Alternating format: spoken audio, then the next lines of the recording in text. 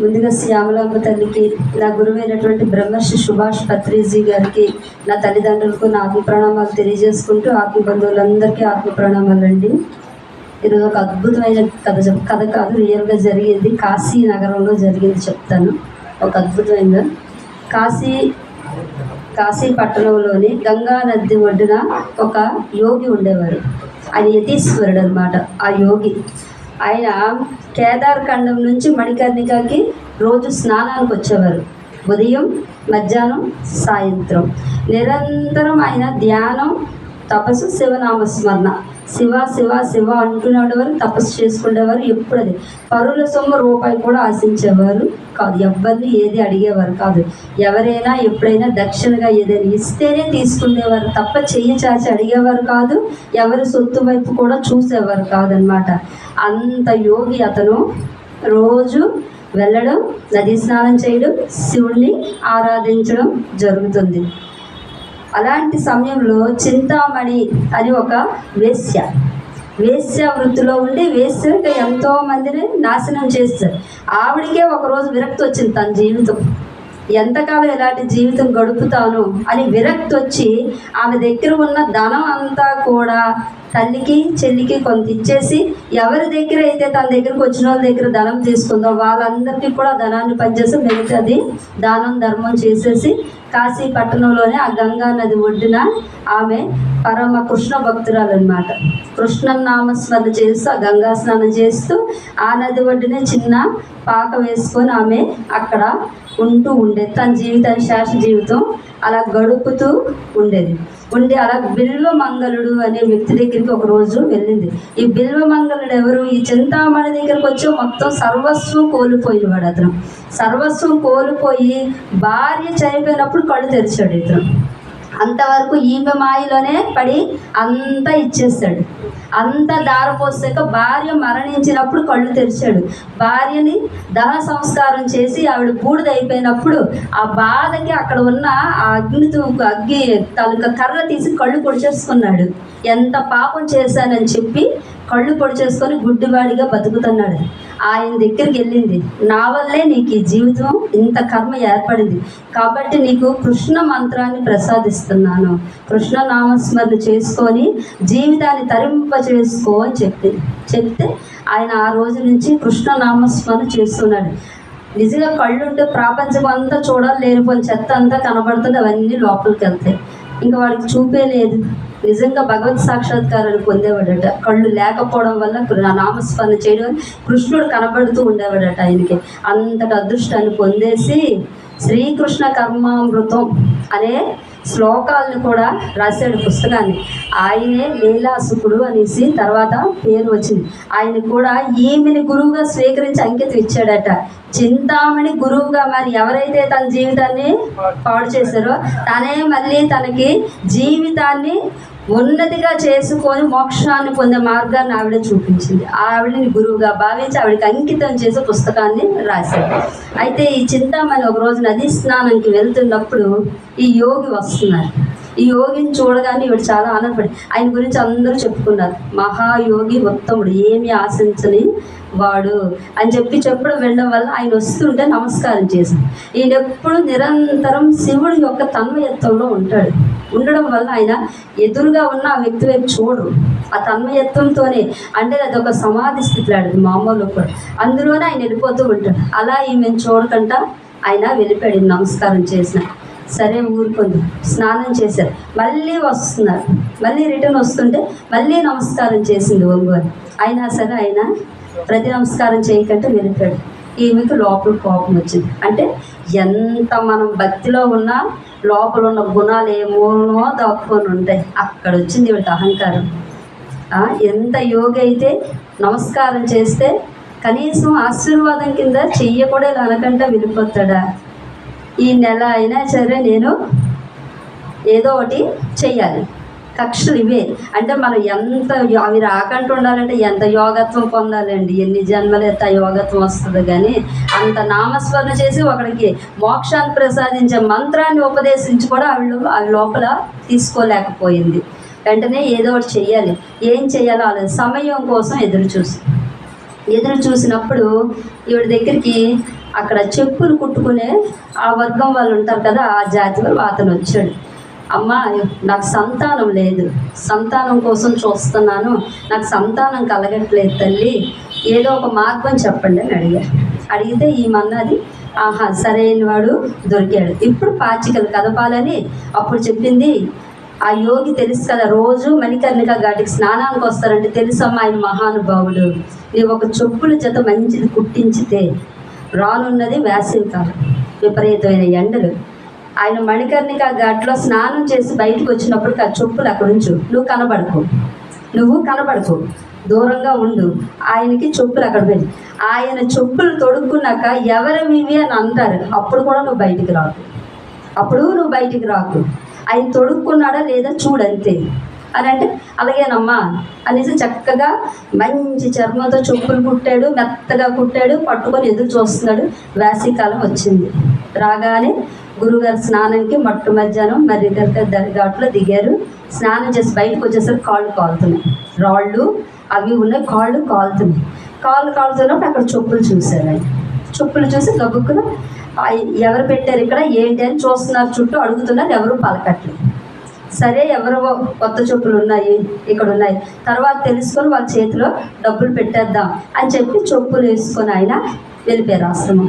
వెళ్ళిపోయిన తర్వాత ఆయన శిష్యులకు చెప్పారు, ఎవరో అక్కడ చెప్పులు ఉంచారు, కొత్త చెప్పులు, వీళ్ళు కుట్టే వాళ్ళంతా హరిశ్చంద్ర ఘాటు పక్కనే ఉంటుంది వాళ్ళు గొడవలది, కాబట్టి అక్కడికి వెళ్ళి కనుక్కోండి, ఇవి ఎంత డబ్బులు ఉంటాయో చూసి వాళ్ళకి ఇచ్చేయండి అంటే, గురువుగారు ఇవి అర్ధనా చేస్తాయండి అని చెప్పాడు శిష్యుడు. అయితే అర్ధనా కలిపి అనా ఇచ్చేయండి అని అన్నాడు.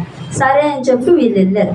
వీళ్ళు వెళ్ళి చెప్పి అందరిని అడుగుతున్నా ఎవరు మేమివ్వలేదు. అందులో వీడు కూడా ఉన్నాడు. వద్దని చెప్పింది కావిడ, నేను అని బయటికి చెప్పొద్దు అన్నది. వీడు ఏం పలకలే. వాళ్ళంతా తిరిగి మళ్ళీ గురువుగారి దగ్గరకు వచ్చారు. వచ్చి గురువుగారు అన్ని ఇల్లులు అందరూ అడిగాం, ఎవరు మేము కాదు అంటున్నారండి. అయిపోయింది. చెప్పులు పరాయి వాళ్ళు ఎవరిమైనా వేసుకుంటే అట వాళ్ళ ఇంటిలోనే జన్మ తీసుకోవాలట.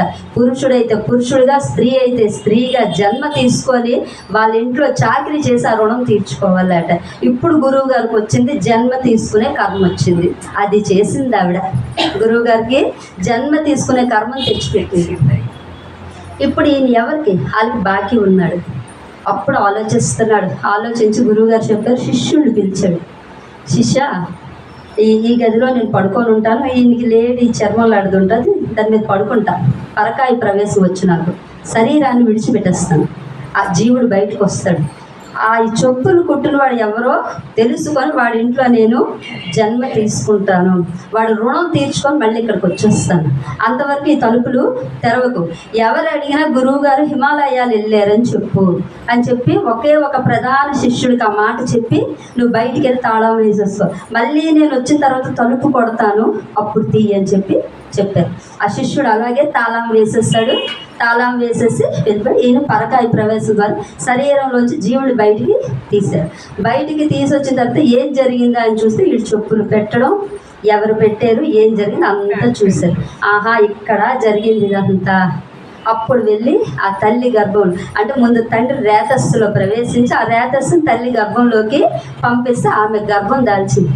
ఆమె గర్భం దాల్చగానే వీడు పరిగెట్టాడు ఈ చింతామణి దగ్గరికి, ఈ చెప్పులు కుట్టుకున్నాడు. అమ్మ, నా భార్య గర్భవతి అయ్యింది. ఆనందపడిపోతాం, మీరు చెప్పినట్టే జరిగింది, నాకు భార్య గర్భవతి అయ్యింది. ఈవిడ వినగానే మనస్సు చుముక్కుమన్నది. ఎందుకంటే ఒక యోగి ఆయన ఎందుకు అంత కష్టపడతాడు? జన్మ లేని స్థితి పొందడానికి అంత తపస్సు చేసి కష్టపడతాడు. అయ్యో, అతనికి పునర్జన్మ వచ్చినట్టు చేసేనే, చిన్న కోపం రావడం వలన కర్మ చేశాను, బాధపడ్డది లోపల. కానీ ఏం చేయగలను? అప్పుడు చెప్పింది, నీ భార్య కడుపులో పెరుగుతున్నవాడు సామాన్యుడు కాదు, కాబట్టి అందరు పిల్లవాళ్ళ ఆయన పెంచవద్దు, అలా భావించవద్దు కూడా అని. ఈవిడ ఏం చెప్తుందో ఆయనకు అర్థం కాక, అమ్మ ఏం చెప్తున్నావు నాకు తెలియదు కానీ కొడుకు పుట్టాక పిలుస్తాను, రామ్మ నువ్వు అని చెప్పి వెళ్ళిపోయిన తర్వాత ఈ కుమారుడు జన్మించిన తర్వాత ఎంత తేజస్సు ఉన్నాడంటే అంత తేజస్సు, అంత వాళ్ళ పొలంలో అంత అందమైన వాడు ఇప్పటివరకు ఎవరు లేరట. అంత తేజస్సుతో పుట్టాడు ఈ కుమారుడు. ఈయనకి జన్మ తీసుకున్న గత జన్మ జ్ఞాపకం అనేది ఉంటుంది. తల్లి దగ్గర పాలు తాగటం లేదు. మళ్ళీ వచ్చాడు చింతమంది దగ్గర, అమ్మ పిల్లవాడైతే నీవు చెప్పినట్టు ఎంత అందంగా పుట్టాడంటే అంత అందంగా ఉన్నాడు, ఆ తేజస్సు. ఆవిడ పాలు తాగట్లేదమ్మా పిల్లవాడు అని అన్నాడు. వెంటనే ఈవిడికి అర్థమైంది, తల్లి పాలు తాగాడ రుణం, మళ్ళీ అదొక రుణం, మళ్ళీ రుణం తీర్చాలంటే ఉండాలి. ఇది ఎప్పుడైతే ఇతని తాలూకా డబ్బులు ఇచ్చాడో రుణం తీర్చాడో వెళ్ళిపోతాడు. ఇప్పుడు ఇది పాలు తాగాడు, మళ్ళీ రుణం ఉండిపోవాలి, అందుకు పాలు తాగట్లే. ఈవిడికి అర్థమైంది. పదా ఇంటికి వస్తాను అని వచ్చింది. పిల్లవాడిని చూసింది, ఎంత ముచ్చటేసిందో.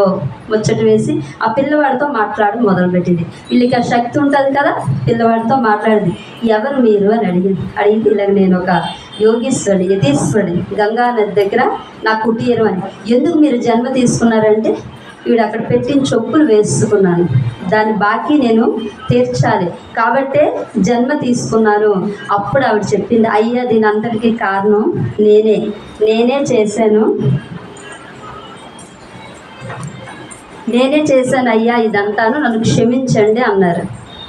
మునులు వాళ్ళు ఏమి ఇది చేయరు, చక్కగా పోన్లేమో అయ్యింది, ఏది అయిపోయింది, కర్మ తప్పదు. నిజంగా ఆ నిమిషానికి నాకు శివుడే ఇచ్చాడని ఆలోచన వచ్చుంటే, శివప్రసాదం అని నా మనస్సుకు తట్టి ఉంటే నాకు జన్మ ఉండకపోదును. కానీ నేను శివుడు ఇచ్చాడనే విషయాన్ని కూడా వదిలేసి నేను బాకీ ఉండిపోయి నేను ఇవ్వాలి. ఎప్పుడైతే ఆ ఇవ్వాలో జన్మ కారణం అయిపోయింది. అది లేదు శివప్రసాదం అని ఉంటే ఆయన అకౌంట్లోకి వెళ్ళిపోను. ఆ ఒక్కటి తలంచలేకపోయింది కాబట్టి జన్మ వచ్చేసింది. పర్వాలేదు తల్లి అని. అప్పుడు ఆవిడ చెప్పింది, అయ్యా గోవు పాలు ఎప్పుడైనా సరే, గోవు పాలు ఎవరైనా ఇస్తే ఉచితంగా దాన్ని మనం తీసుకోవచ్చట. అక్కడ రుణం అనేది ఉండదట. గోవు పాలు గంగాదేవి పాల రూపంలో గోమాత దగ్గర వస్తుంది. సో ఆ పాలు గంగ తాగితే ఎలాగ మనకు బత్తి ఇస్తాడు, గంగ తాగితే బత్తి ఇవ్వాల్సిన ఫ్రీగా మన అలాగో ఈ గోవు పాలు అలాగే ఎవరి దగ్గర అయినా ఉచితంగా మనకి ఇచ్చేటప్పుడు దాన్ని తీసుకుంటే రుణం లేదు. వాళ్ళ దగ్గర బలవంతంగా లాక్కున్నా ఆ గోవుని ఎవరు అడగకుండా మనం పిసుక్కుని అది మళ్ళీ కర్మ పాపం. వాళ్ళే ఉచితంగా మనకిస్తే అది రుణంలో భాగం కాదు. మీ జన్మకి నేను కారణం అయ్యాను కాబట్టి నేను రోజు గోవు పాలు మీకు తెచ్చిస్తాను. అప్పుడు మీకు రుణం ఉండదు, నాతో రుణం ఉండదు. నేను చేసిన కర్మ కూడా నేను పోగొట్టుకుని దాన్ని అవుతాను కాబట్టి రోజు నేను పాలు ఇక్కడికి పంపిస్తాను వస్తాను చెప్పి ఆవిడంటే ఆయన అప్పుడు అంగీకరించారు. మరి తల్లి పాలు ముట్టలేదు, గోవు పాలు ఆవిడ రోజు పంపిస్తుంటే అవే తాగేవాడు. ఈ తండ్రి అడిగాడు, అమ్మా ఏంటి రోజు నువ్వు పాలు తెస్తే తాగుతున్నాడు, తల్లి దగ్గర తాగట్లేదు, ఇదేమిటి పిల్లవాడు చూస్తే ఎంత బాగున్నాడు. ఏంటంటే ఒక మాట చెప్పింది, ఆయన మహానుభావుడు, నీకు ఒక్క మాటే చెప్తున్నాను, ఆ పిల్లవాడి దగ్గర ఉండాలంటే వాడి చేతిలో రూపాయి కూడా నువ్వు తీసుకోకు, రూపాయి కూడా వాడి చేతితో అందుకోకుండా ఉంటేనే వాడు నీతో ఉంటాడు. నువ్వు వాడి చేతిలో ఒక రూపాయి అందుకున్నా సరే వాడి నీ దగ్గర ఉండడు, చూసుకో జాగ్రత్త అంటే అలాగేనమ్మా అలాగే అన్నాడు. ఈవిడ పాలు పంపుతుంది. కుమారుడికి అలా 8 సంవత్సరాలు వచ్చేసాయి. 8 సంవత్సరాలు అయిపోయి ఈ యోగి లోపల ఆలోచిస్తున్నాడు, ఇప్పటి వరకు రుణం తీర్చలేదు, డబ్బు ఇవ్వలేదు, ఎలాగ నేను జన్మ కంప్లీట్ చేసుకోవాలి అని ఆలోచిస్తూ రోజు గంగా నదికి తండ్రిని తీసుకెళ్ళమని చెప్పి అక్కడ 10,000 పార్థివ లింగాలని పెట్టి, ఇవన్నీ గత జన్మ జ్ఞానం ఎక్కడికి పోదండి. నేను ఎప్పుడు అదే చెప్తా, ప్రాపంచికంగా మీరు ఎంత సంపాదించినా భూమి మీద ఉండిపోద్ది, కానీ జ్ఞానం మాత్రం ఫార్వర్డ్ అయిపోద్ది నీతో. ఈ జన్మలో నువ్వు ఎంత సంపాదిస్తుంటే వచ్చే జన్మలో మళ్ళీ అక్కడి నుంచి అది ఎంతైనా సంపాదించుకోవచ్చు, అది ఫార్వర్డ్ అయిపోయి. అలా ఈ యోగి గత జన్మలు అంతా ఉన్నది కాబట్టి చక్కగా అవన్నీ పెట్టుకొని ఆ లింగాలు తయారు చేసుకో, శ్లోకాలు చదవడం మొదలుపెట్టు. అది మనస్సులో నోరు కప్ప. ఈ తండ్రి చూస్తున్నాడు, పుట్టింది తక్కువ కులంలో కదా, బ్రాహ్మణ కులం కాదు, వీడు ఏంటి ఇలా పలికేస్తున్నాడు, ఏంటేంటో చేసేస్తున్నాడు, ఏంటి మళ్ళీ పరిగెట్టాడు ఆవిడ దగ్గరికి. ఏమండి మా ఇంట్లో పుట్టాల్సిన వాడేనా అసలు వీడు, కూర్చుంటున్నాడు, లింగాలు తయారు చేసేస్తున్నాడు, మంత్రాలు చెప్పేస్తున్నాడు, శ్లోకాలు చెప్పేస్తున్నాడు, ఏంటేంటో పలికేస్తున్నాడు, నాకేం అర్థం కావట్లేదు తండ్రి. అప్పుడు ఆవిడ అంటది, నేను ముందే చెప్పాగా సామాన్యుడు కాదు, గొప్ప యోగి లాంటి వాడు వచ్చాడు, కానీ ఒకటే గుర్తించుకో, వాడి దగ్గర రూపాయి కూడా నీవు ముట్టకు. ఆయన అలాగేనమ్మా నీ చెప్పినట్టు చేస్తే నేను రూపాయి కూడా తీసుకోను అని చెప్పి జాగ్రత్తగా ఉన్నాడు. ఈ కుర్రవాడు రోజు గంగా నదికి రావడం, లింగాలు తయారు చేసుకోవడం, 10,000 పార్థివ లింగాలకి రోజు అభిషేకం చేసుకోవడం, రోజు ఇదే పని చేస్తుంది. ఇలా అవుతున్నప్పుడు ఒకరోజు కార్తీక మాసం ఎంటర్ అయింది. తర్వాత కార్తీక మాసంలో అక్కడ ఏంటంటే రోజు రాత్రి కాస్తారు కదా, రాత్రిపూట డప్పు వేస్తారు. మొదటి జాము దొంగలు వచ్చారు, దొంగలు ఉంటారు జాగ్రత్త, తలుపు గళ్ళు పెట్టుకోండి, మేల్కోలండి అని చెప్పి వాస్తారు. మళ్ళీ రెండో జాముకి అరుస్తారు, మూడో జాము అలా అరిచి అప్పుడు తిరిగేవారు అనమాట. ఇప్పుడు మనకు గోర్ఖా ఎలా విజరేస్తాడో అప్పుడు అలా డప్పు పెట్టి తిరిగేవారు. అలాగా ప్రతి ఒక్కరు చెయ్యాలి. అలా వీళ్ళ నాన్నగారికి వచ్చింది అది, ఇతనికి డ్యూటీ టైం వచ్చింది. 3 రోజులు లైన్గా పడ్డది ఇతనికి. 3 రోజులు పడితే ఆ 3వ రోజు పడితే ఆ 3వ రోజు పెళ్లి పడ్డది ఆ స్నేహితుడి యొక్క కొడుకుది. వెళ్ళాలి, ఈ ఉద్యోగంకి వెళ్ళకపోతే రాజుగారి దగ్గర పనిష్మెంట్, పెళ్ళికి వెళ్ళకపోతే స్నేహితుడు బాధపడతాడు. అప్పుడు ఏం చెయ్యాలని భార్య దగ్గర ఆలోచిస్తే, కుర్రవాడు నేను వెళ్తాను నాన్నగారు అన్నాడు. నాయన నువ్వు వెళ్తావా అని అంటే, నేను వెళ్తాను పర్వాలేదు అని అంటే, ఆయన చెప్పాడు ఎలా పలకాలో చెప్పాడు. డప్పు కొడుతూ మొదటి జాముకి దొంగలు వస్తారు జాగ్రత్త, తలుపు గళ్ళాలు గట్టిగా పెట్టుకోండి, మేల్కొంటూ ఉండండి అని చెప్పాలి నాయన. అలాగే నాన్నగారు నేను చెప్పేస్తాను, అయితే మీ అమ్మని తోడిచ్చి పంపుతాను, ఇద్దరు వెళ్ళండి అంటే సరే. 3వ రోజు ఆ తండ్రి ధైర్యంగా వెళ్ళిపోయాడు పెళ్ళికి. ఈమె ఆ తల్లి కొడుకు ఇద్దరు బయలుదేరారు. మొదటి జాము వచ్చేసరికి ఆ రోజు చూడండి, రాజుగారు నిద్ర సమయం పట్టలేదని అంతఃపురం బయట బాల్కనీలో నిల్చొని ఉన్నారు. ఈ కుర్రవాడు ఆ వెనక్కి తల్లి వచ్చారు. మొదటి డప్పు కొట్టినప్పుడు ఆయన చెప్పాడు, కామం, క్రోధం, మోహం, లోహం, మదం, మత్సరం ఇన్నోటి ఉన్నాయి లోపల. ఇది జీవుడనే జ్ఞానాన్ని దొంగతనం చేయడానికి వస్తుంది. జీవుడా మేల్కో పడుకోకు అని మొదటి డప్పు కొట్టాడట. మొదటి డప్పు అది కొట్టాడు. కొట్టేసరికి రాజు ఆశ్చర్యపోయాడు. పిల్లవాడు తేజస్సు ఏంటి, వాడి వాయిస్ ఏంటి, ఇప్పటి వరకు ఎప్పుడు వెళ్ళలేదు. పుట్టింది ఎక్కడ, తక్కువ కులంలో. ఏం చెప్తున్నాడు, ఏది ఆత్మజ్ఞానం చెప్తున్నాడు.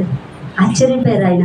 రాజుగారు వెంటనే మారు వేషం వేశాడు. రెండో జాము వచ్చేసరికి మళ్ళీ వస్తాడుగా, ఈసారి ఏం చెప్తాడో విందామని మారు వేషంలో వచ్చేసాడు. రెండో జాము వచ్చింది. రెండో జాము రాగానే మొదలు పెట్టాడు, మనిషి ఆశాజీవి, ఆశకి లోబడిపోయి కర్మలు చేసి చింతిస్తూ ఆయుష్ క్షీణం అయిపోయి మరణిస్తున్నాడు.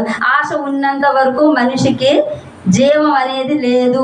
కాబట్టి తస్మాత్ జాగ్రత్త, మానవా మేలుకో, జీవుడా మేలుకో అని ఒప్పుకొట్టాడు రెండో జాముకి. రాజు మరి బుర్ర పనిచేయలే. ఎవడు వీడు అసలు, సామాన్యుడైతే కాదు, వీడైతే సామాన్యుడు కాదు, కారణ జన్ముడు, భూమి మీదకి వచ్చాడు వీడు అంతే. 3వ జాము వచ్చింది. 3వ జాము వస్తే మాతృనాస్తి, పితానాస్తి, బంధునాస్తి, అంటే తల్లి, తండ్రి, బంధువులు, స్నేహితులు, కుటుంబం అంతా మాయ. అసలు ఈ నేననేదే మాయరా జీవుడా, నేను నిద్రపోతున్నావు, మేల్కోరా జీవుడా, తస్మాత్ జాగ్రత్త, నేను అనేది లేదు అసలు అని 3వ జాముకి పలికాడట. పలికేసరికి మరి రాజుకి బుర్ర పనిచేయలేదు. పిల్లవాడు వెళ్ళిపోయాడు. తల్లి ఇంటికి వెళ్ళిపోయింది. ఈ తండ్రి వచ్చాడు, అరే ఎలారా కాసావంటే, సూపర్ బాగా చేస్తాను నాన్నగారు అని అన్నారు. వాళ్ళ అమ్మకి అర్థం కాదు, ఏమండి ఏదో చెప్పాడు కానీ చాలా బాగా చెప్పాడండి అని అంటుంది. అనగానే పోన్లేరా, అయిపోయింది, ఇచ్చిన ఉద్యోగం చేస్తాను. ఇంతలో రాజుగారు భటులు చెప్పారు, రాత్ర ఎవరు కాశారో వాళ్ళని తీసుకొని రా అంతఃపురంకి అంటే. భటులు అడిగారు, ఎవరిది నిన్న ఉద్యోగం అంటే, ఫలానా వ్యక్తిది. వాళ్ళ ఇంటికి వచ్చేసరికి భటులు వచ్చారు.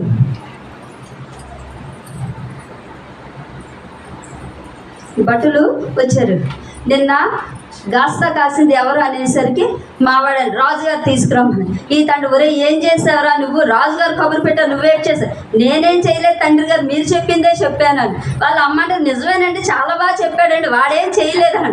మరి రాజు ఎందుకే రమ్మని కబురు పెడతారంటే, ఏమో తెలియదండి.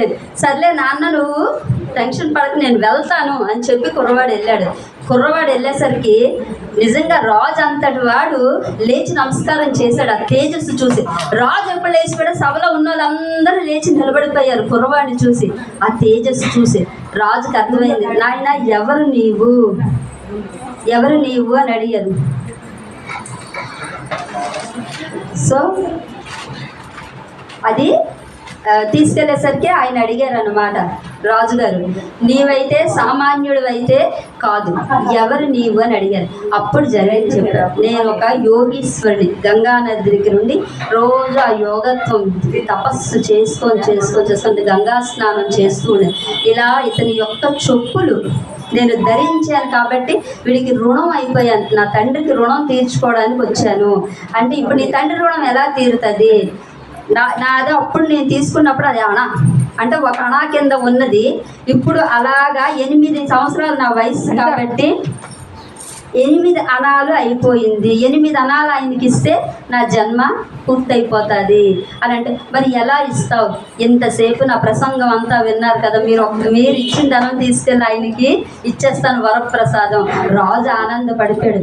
5 బుట్లతో బంగారు రత్నాలు, బంగారు 6 బుట్లతో బంగారు, రాజు మొత్తం 11 బుట్లు ఇచ్చి పంపించాడట ఇంటికి వెళ్ళి ఆయనకి ఇచ్చేయాలి. ఈ పిల్లవాడు మాటలకు ఆనందపడిపోయాడు. పిల్లవాడు ఇంటికి వెళ్ళాడు, బంగారం రత్నాలు పట్టుకొని వచ్చాడు బుట్లతో బడులతో. తల్లిదండ్రులు ఆనందపడిపోతున్నారు. తండ్రి తీసుకొని బుట్లు ఇచ్చాడు. తండ్రి ఏం తెలుగు తక్కువ ఆయనకి ఇంకా ఉంది. తెచ్చిన ఆనందం ఉన్నా, నాయన నేనేం అందుకొని పర్వాలేదు, నీ చేతితోనే నువ్వు ఇంట్లో పెట్టే అన్నాడు. ఈయన చచ్చే చావు వచ్చింది, ఇంత మోసుకొచ్చినా నా చేతితో రూపాయి అందుకోవట్లేదు, ఏం చెయ్యాలరా నాయన. అప్పుడు పరమేశ్వరుని తలిచాడు. నిజంగా అప్పుడు జరిగిన అద్భుతం ఏంటంటే, పార్థివ లింగాలకు పూజ చేశాడు కదా, ఈ 10,000 పార్థివ లింగాలకు పూజ చేసామా. అప్పుడు పూరి గుడిసెలు కదా, ఆ గుడిసెల్లో ఒక్క గుడిసె అంటుకుంది. ఆ చివరి అది ఎప్పుడు అంటుకుందో మిగతా గుడిసెలకి అంటుంది. అలాగే వీళ్ళు వచ్చేస్తున్నప్పుడు వెంటనే ఆ భార్యకి వసే ఇంట్లో ఉన్న సామాన్ అంతా బయటికి పట్టుకొని రండి అంటే, నాన్న నేను సాయం చేస్తాను లోపలికి ఏం చేశాడు, బియ్యం డబ్బాలోని కొన్ని రత్నాలు తీసి అడుగున పెట్టేశాడు. పెట్టేసి ఒక్కొక్క వస్తువు అందించేస్తున్నాడు. ఈయన అందిస్తున్నాడు అనుకోండి, కానీ ఎంత ఆలోచన ఉండదు కదా. ఆ పిల్లవాడి చేత ఆ బియ్యం దొక్కు అందేసుకున్నాడు.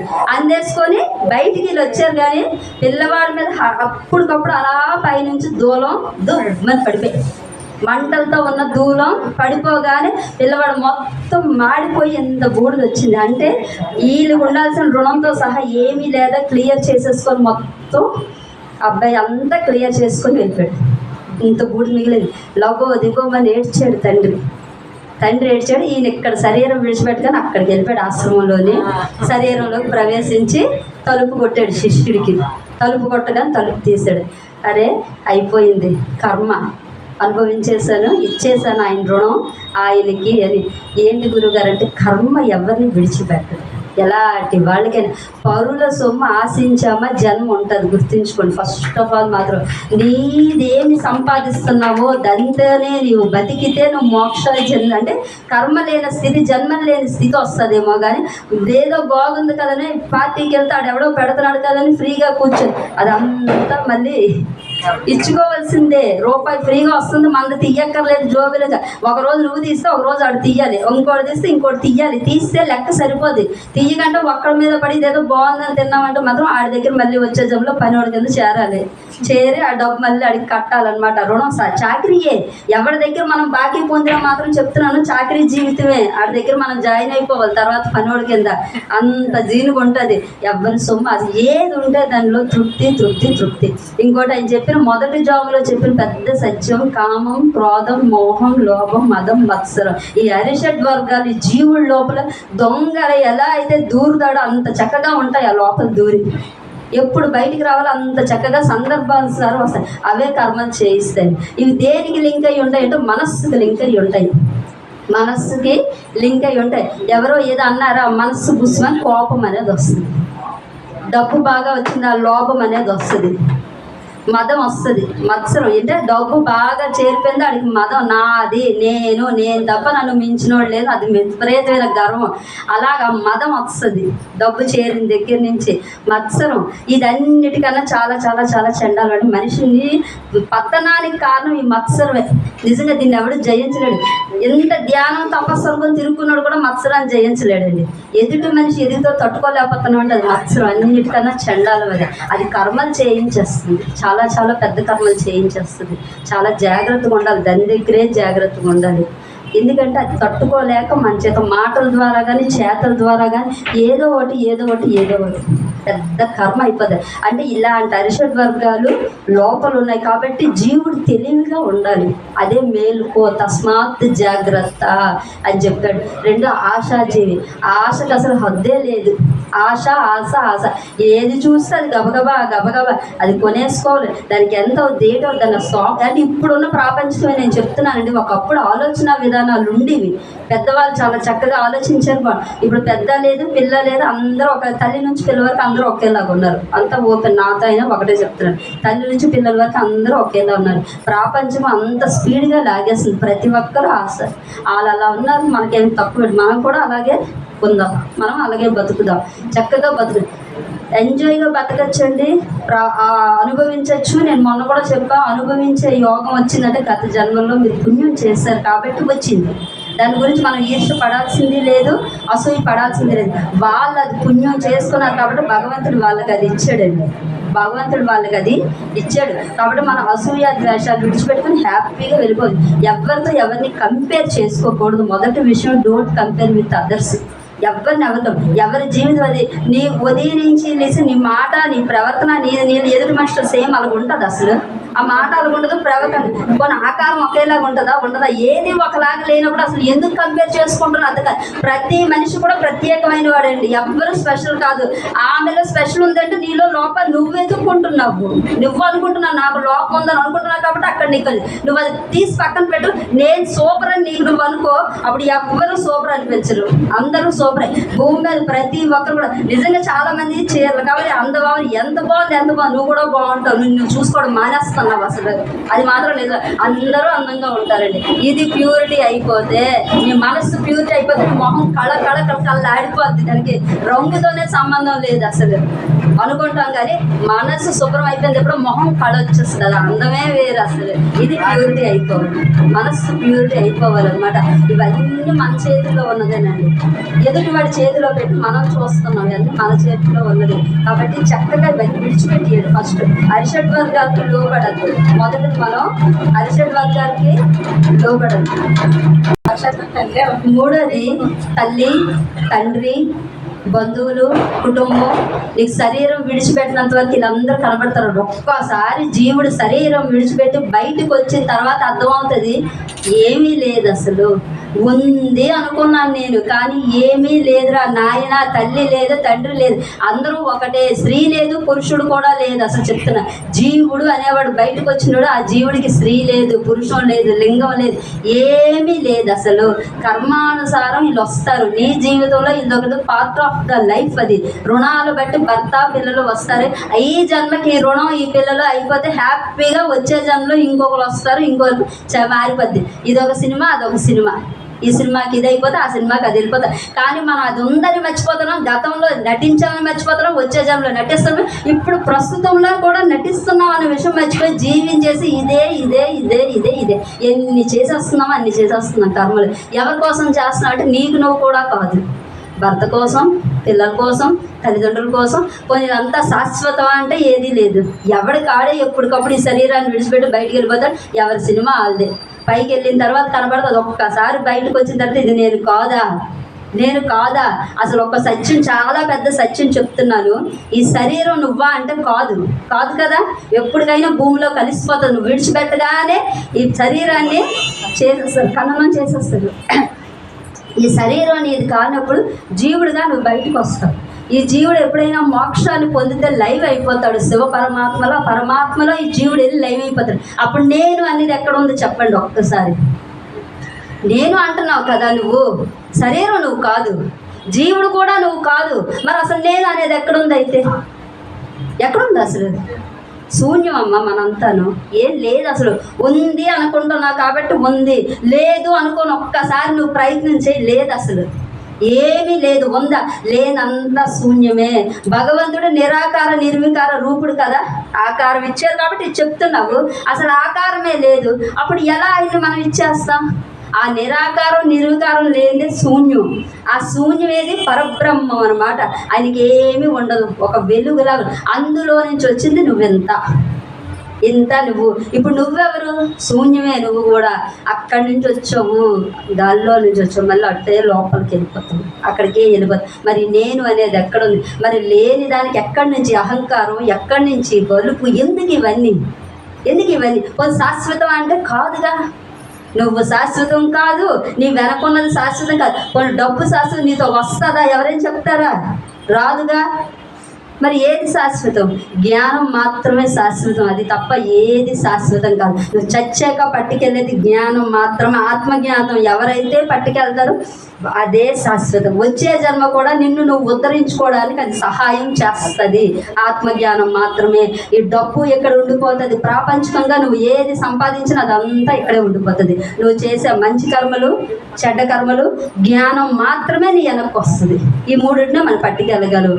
మంచి కర్మలు పట్టుకెళ్ళావా, వచ్చే జన్మ మంచి జన్మ వస్తుంది. చక్కగా భోగాలు అనుభవిస్తావు, నలుగురికి పెట్టే గుణం వస్తుంది, ఇచ్చుకుంటాము.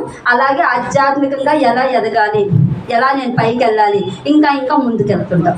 అది రావాలంటే ఇప్పటి నుంచైనా మన ప్రయాణం మొదలు పెట్టాలి. ఈ జన్మ నుంచైనా కనీసం నా చౌకి వినబడ్డది కదా, నేను జీవుడని తెలుసుకున్నాను కదా, ఈ నేనెవరని రమణ మహర్షి చెప్పిన దాంట్లో ఇంత సత్యం ఉందని తెలుసుకుంటున్నాను కదా, ఈ జన్మ నుంచి మొదలు పెడదాం. ఇప్పటి నుంచి మొదలు పెడితే వచ్చే జన్మకు కొంత, వచ్చే జన్మ ఎన్ని జన్మలు పడుతుంది. ఒక్క జన్మ మోక్షం అని మాత్రం ఎక్కడా లేదు. ఒక జన్మలో మోక్షాన్ని పొందాలంటే మహా కష్టం. ఎందుకంటే ఆ లోపల ఉన్న అరిషడ్వర్గాల్ని, ఈ ఆశల్ని, ఈ బంధాన్ని కూడా నీవు పట్టుకోకుండా విడిచిపెట్టే స్థితి వస్తే కానీ మోక్షాన్ని పొందలేవు. బంధాన్ని విడిచిపెట్టడం అంత సులువమ్మా? నీ బిడ్డకి దెబ్బ తగిలింది, తల్లిగా నువ్వు బాధపడకుండా ఉండగలవు ఏంటి? అసలు తగిలిందిలే వాడి కర్మ అనుకునే స్థితి నీకు వస్తుందా? రాదుగా. ఆ స్థితి రావాలి అంటే నువ్వు ఎంత సాధన చేస్తే వస్తుంది ఆ స్థితి. భార్యాభర్తల ప్రయాణంలో ఒకరు ముందు వెళ్ళిపోతారు, ఒకరు వెనక్కి వెళ్ళచ్చు. ఆ వ్యక్తి లేకపోయినా పర్వాలేదు, నేను ఉండగలను స్థితి ఆడవాళ్ళలో ఉంటుందండి. ధైర్యం ఎలా అయినా జీవించగలరు, మగవాళ్ళలో ఉండదు. ఆమె వెళ్ళిపోయిన దగ్గర నుంచి కుంగిపోతారు తప్ప ఉండలేరు అన్నమాట చెప్తారు. ఆ స్థితి రావాలంటే ఎంత ధైర్యం ఉండాలి. పిల్లలు లేకపోయినా, భర్త లేకపోయినా, ఎవరు లేకపోయినా నాకు పరమాత్మ ఉన్నాడు నా దగ్గర, నా పరమాత్మ నా లోపలే ఉన్నాడు, అది చాలు నాకు మోక్షాన్ని పొందడానికి ఎవరున్నా లేకపోయినా అనే స్థితి నీకు రావాలంటే నువ్వు ఏ స్థితికి వెళ్తే ఆ స్థితి నీకు లభిస్తుంది. ఆ స్థితికి వెళ్ళాలంటే కూర్చుంటే వస్తుందా? సాధన చేస్తే వస్తుంది. సాధన ధ్యానం నువ్వు ఎంత ధ్యానం చేస్తూ ఉంటే ఈ కామక్రోధ అరిషడ్వర్గాలన్నీ నీ కంట్రోల్లో ఉంటాయి. ఇవన్నీ నీ లోపలికి వచ్చి ఉంటాయి. ఈ ఆశ నీ కంట్రోల్లో ఉంటుంది. బంధుత్వం అనే దానికి ఈ తామరాకు మీద నీటి బొట్టు స్థితి వచ్చేస్తుంది. అది రావాలనంటే 24 గంటలు తప్పన ఉండాలి. నేను అనేది జీవుడిని, నేను పరమాత్మ నుంచి వచ్చాను, మళ్ళీ ఆయనలోకి వెళ్ళిపోవాలి. నేను అనేది మర్చిపోతున్నాను కాబట్టి ఈ కర్మచక్రంలో కొట్టుకుంటున్నాను. దీని నుంచి నన్ను బయటకు పడే పరమాత్మ ఆయన పాదాలు పట్టుకొని నువ్వు సాధన చేస్తేనే నువ్వు ఈ జనన మరణ చక్రాల నుంచి బయటపడగలవు. జీవుడు విముక్తి చెందుతాడు, జీవన్ముక్తి పొందుతాడు. అది కేవలం ధ్యాన సాధన ద్వారా మాత్రమే. ఎవరైతే ఈ ధ్యాన సాధన ధ్యానం మార్గాలు ఎన్నైనా పర్వాలేదండి. ఒక్కొక్క గురువు ఒక్కొక్క మార్గం చెప్తారు. ఏ మార్గమైనా పర్లేదు, మనకి ఏది సులభమో అదే చేసుకుంటాం. ఆ సాధన చేసి శరణాగతి ఉండాలి. గురువు పట్ల శరణాగతి. ఏ గురువు ఏ సాధన చెప్పినా ఆ గురువు యొక్క పాదాలు పట్టుకొని శరణాగతితో ఉంటావో అప్పుడే దాన్ని నువ్వు పొందగలవు. అంటే ఎంత ఉందో చూడండి. ప్రయాణం అయితే మాత్రం దయచేసి ఇప్పటి నుంచే మొదలు పెట్టండి. నా తపనంతా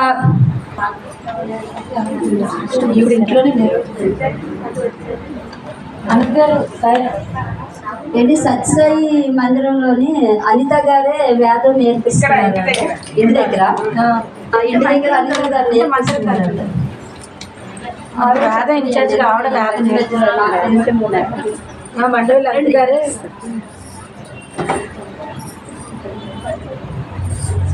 స్టార్ట్ చేసి కొంచెం నీట్ గారే చెప్పుకుంటాను.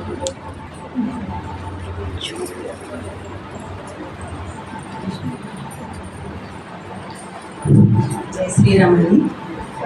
అందరికీ నాతోటి సహోదరి మన అందరికీ నా అభినందనలు. కాకుండా పెద్దవాళ్ళు ఉండే వాళ్ళందరికీ నా నమస్కారాలండి.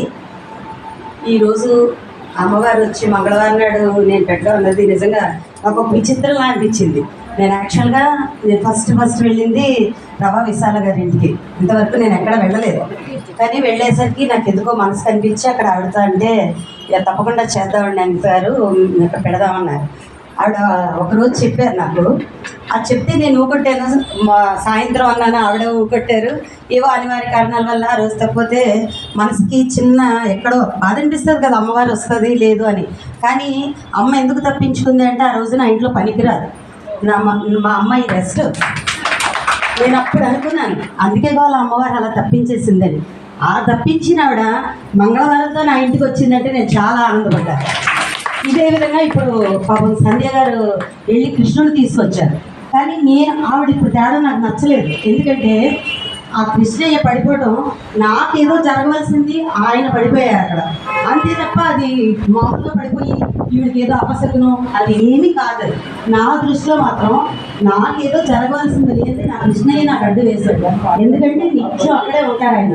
వెళ్ళేటప్పుడు వచ్చేటప్పుడు చెప్పందే నేను బయటకు వెళ్ళను, వచ్చిన తర్వాత కృష్ణయ్య నేను వచ్చానని చెప్పకుండా మాట్లాడు. ఎప్పుడైనా మర్చిపోతే మళ్ళీ ఏదో మర్చిపోయి నేను ఇంటికి వస్తాను, వచ్చి మళ్ళీ కృష్ణయ్య అందుకే రప్పించావని చెప్పి మరీ వెళ్తాను నేను. అలాంటి కృష్ణయ్య ఆయన ఏదో అడ్డు వేసుకున్నారు. ఇది నేను భగవత్కార్యంగా భావిస్తున్నాను. ఈరోజు అమ్మ వచ్చి చాలా పని చేసేసింది, కానీ సంధ్య మళ్ళీ వెళ్ళి తీసుకురావడం అంటే నాకు నచ్చలేదు.